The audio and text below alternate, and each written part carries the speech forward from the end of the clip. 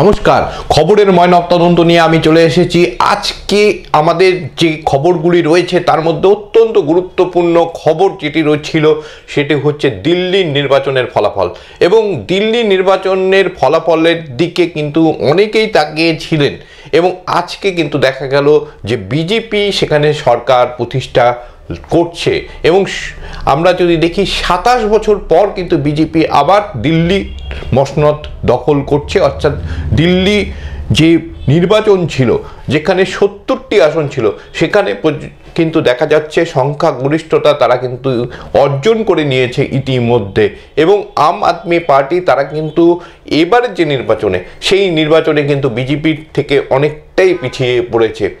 শেষ খবর পাওয়া পর্যন্ত 47টি আসনে কিন্তু বিজেপি এগিয়ে রয়েছে কিংবা জয়ী হয়েছে। অন্যদিকে 23টি আসনে কিন্তু আম আদমি পার্টি তারা জয়ী হয়েছে অথবা তারা এগিয়ে রয়েছেন। অর্থাৎ শেষ মুহূর্তে যদি 1-2 আসন এদিক ওদিকেও হয় তাহলেও কিন্তু এখানে বিজেপি সরকার গঠন করছে 27 বছর পর, সেটা কিন্তু নিশ্চিত।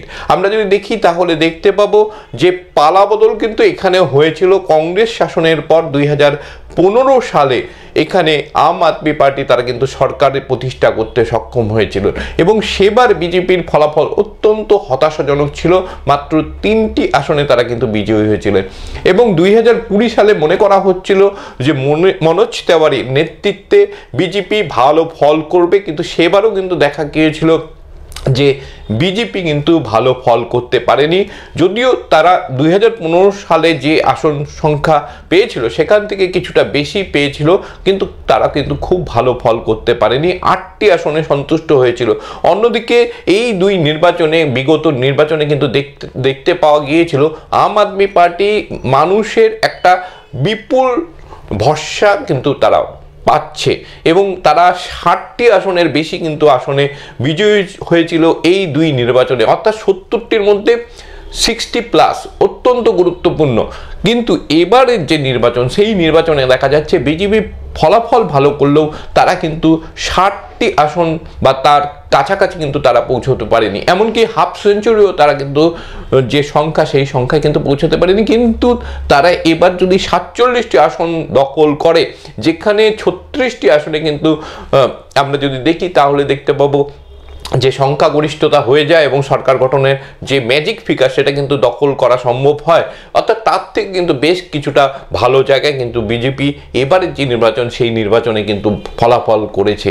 এই যে নির্বাচন, এই নির্বাচনের দিকে কিন্তু সবাই তাকিয়েছিল, কিন্তু বিগত আমরা যদি দেখি কয়েক বছর আগেও কিন্তু বিজেপির যে ফলাফল ছিল সেটা কিন্তু যথেষ্টই যে আশাব্যঞ্জক ছিল তা কিন্তু নয়। সেটা যদি আমরা দেখি যে দিল্লির যে কর্পোরেশন ইলেকশন ছিল সেখানে কিন্তু তারা হেরে গিয়েছিল আম আদমি পার্টির কাছে।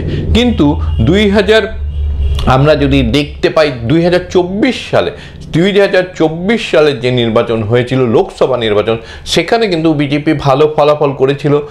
সেখানে তারা 7টি লোকসভা আসনের মধ্যে 7টিতেই বিজয় লাভ করতে সক্ষম হয়। অর্থাৎ আমরা যদি দেখি তাহলে দেখতে পাবো দিল্লির যে মানুষ, দিল্লির যে অধিবাসী তারা কিন্তু ভোটার, তারা একবার এক এক রকম কিন্তু ক্যালকুলেশন করেন। অর্থাৎ বিধানসভা নির্বাচনে একাধিকবার আমরা যদি দেখি তাহলে দেখতে পাবো আম আদমি পার্টির জয়লাভ হয়েছে, কিন্তু তারা লোকসভা ভোটে কিন্তু বিপুলভাবে জয়লাভ করেছে বিজেপি যারা প্রার্থী ছিলেন তাদেরকে। এবং কংগ্রেস আমলেও কিন্তু দেখা গেছে দীর্ঘ সময় এখানে কিন্তু কংগ্রেস শাসন করেছে, সেখানেও কিন্তু ভালো ফলাফল আমরা দেখতে পেয়েছি বিজেপির লোকসভা কেন্দ্রে। অর্থাৎ দিল্লির মানুষ প্রত্যেকটা নির্বাচনকে তারা কিন্তু আলাদা আলাদা চোখে দেখে। এইবারের যে নির্বাচন সেই নির্বাচনে মুখ্য যে ইস্যু ছিল সেটা ছিল দুর্নীতি। দীর্ঘ 10 বছর ধরে আমরা যদি দেখি আম আদমি পার্টি অর্থাৎ অরবিন্দ কেজরিওয়াল তিনি কিন্তু মুখ্যমন্ত্রী পদে ছিলেন এবং তার বিরুদ্ধে একাধিক অভিযোগ উঠেছিল। এখানকার যে প্রাক্তন উপমুখ্যমন্ত্রী ছিলেন তার বিরুদ্ধেও একাধিক অভিযোগ উঠেছিল এবং তারা কিন্তু একাধিকবার আমরা যদি দেখি তাহলে কিন্তু তাদেরকে আমরা দেখতে পাচ্ছিলাম যে তারা এমনকি তাদেরকে জেলেও কিন্তু রাত কাটাতে হয়েছে। এরকম একটা পরিস্থিতিতে মানুষের যে জনাদেশ সেটা অনেকেই মনে করছিলেন যে সিম্প্যাথি ভোট কিন্তু কেজরিওয়ালের দিকে আসতে পারে, কিন্তু আবার অনেকে মনে করছিলেন না উন্নয়নের স্বার্থে সাধারণ মানুষ বিজেপিকেও কিন্তু এবার ভোট দিতে পারে। কারণ আমরা যদি দেখি তাহলে দেখতে পাবো বিগত 10 বছরে বিভিন্ন ধরনের সংস্কার কিন্তু করেছিলেন অরবিন্দ কেজরিওয়াল, এবং তিনি একাধিক বিষয়ে কিন্তু ফ্রিতে পরিষেবা দিচ্ছিলেন। সেই দিকে কিন্তু আমরা যদি তাকাই তাহলে দেখতে পাবো যে পশ্চিমবঙ্গের যেমন বিভিন্ন জনহিতকর প্রকল্প রয়েছে, দিল্লিতেও কিন্তু বিভিন্ন জনহিতকর প্রকল্প, সেখানকার যে আম আদমি সরকার তারা কিন্তু জনগণের জন্য প্রকল্পগুলি বাস্তবের মুখ দেখতে শুরু করেছিল।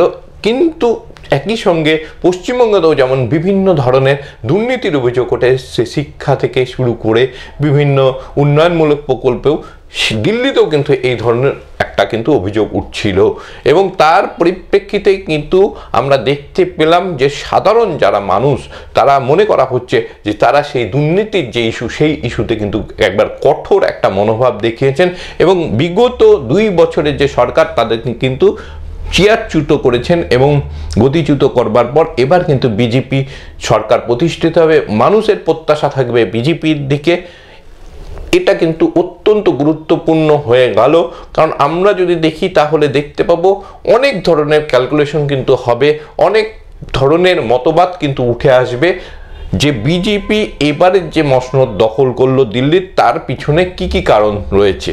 তবে প্রাথমিকভাবে যেমন মনে করা হচ্ছে যে দুর্নীতি একটা কিন্তু বড় একটা ইস্যু হয়ে উঠেছিল, দিল্লির মানুষ চাইছিলেন দুর্নীতি মুক্ত দিল্লির একটা প্রশাসন, সেটার ব্যাপারে কিন্তু কোনো দ্বিমত নেই। একই সঙ্গে কিন্তু অনেকের বক্তব্য রয়েছে যে নির্মলা সীতারামন কেন্দ্রীয় অর্থমন্ত্রী তিনি যে বাজেট পেশ করেছিলেন, সেই বাজেটে কিন্তু দিল্লির একটা বড় কিন্তু ইস্যু প্রকাশ পেয়েছে, এবং সেই ইস্যুতে হয়তো তিনি এবারের যে বাজেট ছিল সেখানে কিন্তু যারা মধ্যবিত্ত মানুষ অর্থাৎ যাদের দীর্ঘদিনের দাবি ছিল যে আয়করের ছাড়ের সীমা বাড়াতে হবে, সেই দাবি কিন্তু তিনি মেনে নিয়েছিলেন। যদিও এটা তর্কের বিষয়, কেন দিল্লির যে নির্বাচন ছিল তার সাথে কেন্দ্রের যে সরকারের নীতি বা বাজেট তার কোনো সম্পর্ক বাস্তব ভিত্তি নেই।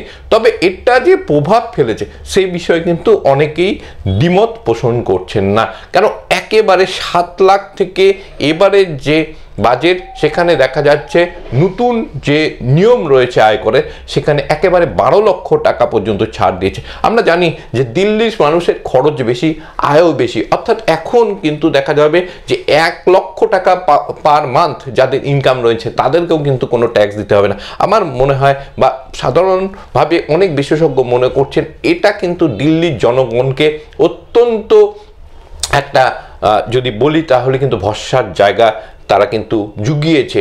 অর্থাৎ এতদিন অনেকে যারা চাকরিজীবী এই দ্রব্যমূল্যের বাজারে যাদের হয়তো দেখা যাচ্ছিল যে ঘর খুব সংসার টানাটানি করে চালাতে হচ্ছে, নতুন যে নিয়ম সেই নিয়মে কিন্তু অনেককে আর হয়তো ট্যাক্সই দিতে হবে না। সুতরাং এই জায়গাটা কিন্তু একটা গুরুত্বপূর্ণ মনে করা হচ্ছে।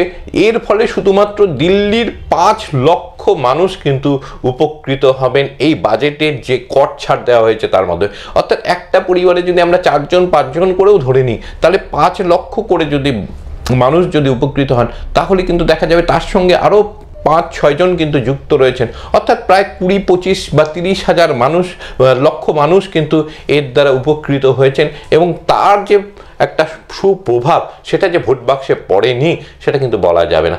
এছাড়াও অনেক গুরুত্বপূর্ণ কিন্তু বিষয় রয়েছে, যেমন উন্নয়নের ক্ষেত্রে যেহেতু বিরোধ একটা ছিল আম আদমির সঙ্গে বিজেপির, হয়তো মনে করা হচ্ছিল সেই বিরোধের ফলে অনেক উন্নয়নমূলক প্রকল্প আটকে যাচ্ছে, দুর্নীতির একটা ইস্যু ছিল, বিভিন্ন ধরনের ক্ষোভ বিক্ষোভ। আর দীর্ঘদিন একটা সরকারে কেউ থাকলে তার বিরুদ্ধে একটা স্বাভাবিকভাবেই একটা জনাদেশ কিন্তু তৈরি হয়।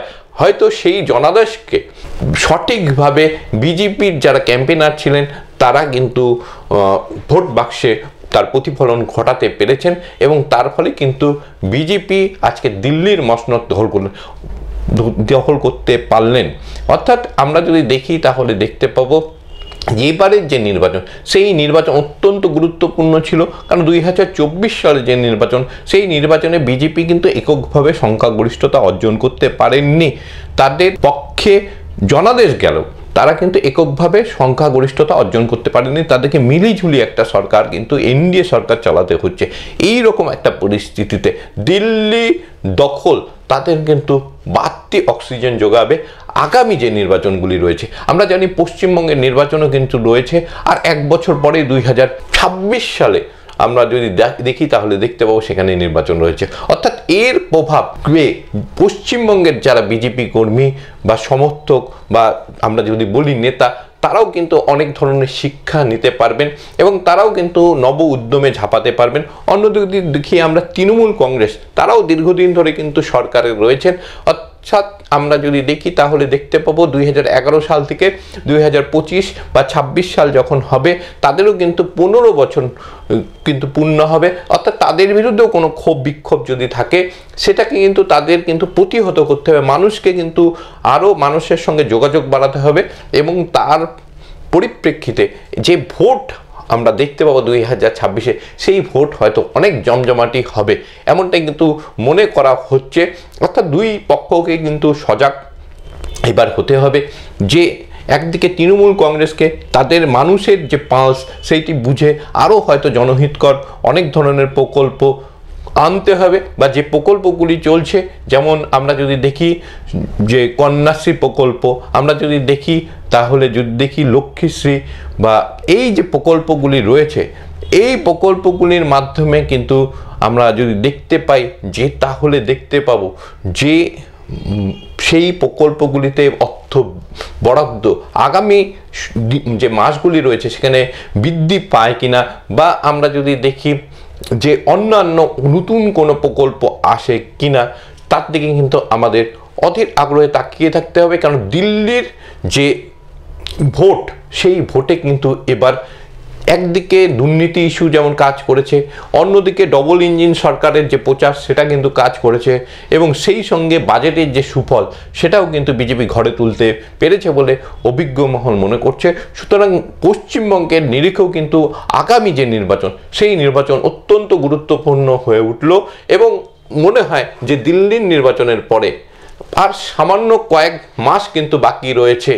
অর্থাৎ পশ্চিমবঙ্গের যে নির্বাচন, সেই নির্বাচনের আগে কিন্তু একটা জমজমাটি আমরা কিন্তু ভোট প্রচার, তার আগে বিভিন্ন ধরনের প্রকল্প ঘোষণা বা অনেকে ইস্তেহার ঘোষণা, এবং সেই ইস্তেহারে বিভিন্ন প্রলোভন মানুষকে বা জনগণকে দেওয়ার বা আশ্বাস মানুষকে দেওয়ার কিন্তু একটা প্রবণতা আমরা লক্ষ্য করব। এবং তার পরিপ্রেক্ষিতে আমাদের কিন্তু বেশ কয়েক মাস তাকিয়ে থাকতে হবে নির্বাচন আসা পর্যন্ত, এবং তার আগে বিভিন্ন ধরনের যে প্রকল্পগুলি রাজ্যে বাস্তবের মুখ দেখছে, যেগুলো হয়তো কেন্দ্রীয় প্রকল্প রয়েছে, যেমন মেট্রো রেল, আমরা যদি দেখি গঙ্গার নিচ দিয়ে মেট্রো রেল চলতে শুরু করেছে, এবং সেই মেট্রো রেলের একটা সম্প্রসারণ হচ্ছে বিপুলভাবে, এবং সারা রাজ্যে আমরা দেখতে পাচ্ছি রেল প্রকল্পে বিভিন্ন ধরনের উন্নয়নমূলক প্রকল্প হচ্ছে। আবার অন্যদিকে যদি দেখি যে পশ্চিমবঙ্গ সরকার, তারাও কিন্তু বসে নেই, তারাও বিভিন্ন ধরনের প্রকল্প দিচ্ছে, যেখানে আমরা দেখতে পেয়েছিলাম যে কেন্দ্রীয় সরকার বিভিন্ন প্রকল্প, অর্থাৎ আবাস যোজনার বিভিন্ন মানুষের নাম কাটা যাচ্ছিল, তাদেরকে টাকা দেওয়া হচ্ছিল না, সেই জায়গায় রাজ্য সরকার একক উদ্যোগে কিন্তু যে মানুষের ঘর বানিয়ে দেওয়ার যে প্রকল্প নিয়েছে হাতে। অর্থাৎ একটা জিনিস কিন্তু পরিষ্কার হচ্ছে যে এইবারের এই দিল্লি নির্বাচনের পর কিন্তু পশ্চিমবঙ্গের যে নির্বাচন রয়েছে বিধানসভা, সেই নির্বাচনের আগে বেশ কয়েকটি ইস্যু কিন্তু গুরুত্বপূর্ণ হয়ে উঠবে।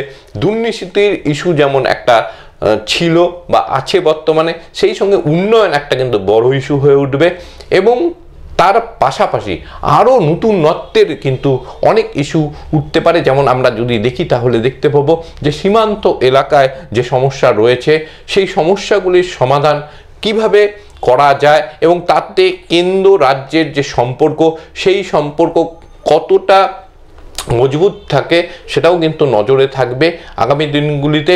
এবং বিভিন্ন ধরনের ইস্যু এবং তার ভিত্তিতে আগামী দিন কোন দিকে মোড় নেয়, সেটা কিন্তু আমাদের কিন্তু দেখতে হবে, এবং দেখতে হবে সেই জন্য বিভিন্ন খবরাখবর, এবং সেই খবরগুলি আপনারা পাবেন চ্যানেল বাংলাতে যেমন পাচ্ছেন, ঠিক তার পাশাপাশি আপনারা পাবেন চ্যানেল বাংলা প্লাসেও, কারণ চ্যানেল বাংলা প্লাসে এখন কিন্তু প্রতিনিয়ত আমরা খবর আপলোড করছি এবং সেই খবরগুলিও কিন্তু অত্যন্ত অন্য ধারার খবর, শুধুমাত্র যে রাজনৈতিক খবর সেটা কিন্তু নয়, এখানে রাজনৈতিক ব্যতি রেখে অনেক অফবিট খবরও কিন্তু আমরা সম্প্রচার করছি। সুতরাং চোখ রাখুন চ্যানেল বাংলা এবং চ্যানেল বাংলা প্লাসে। খবরের ময়নাতদন্ত আজকে এখানেই শেষ করছি। নমস্কার।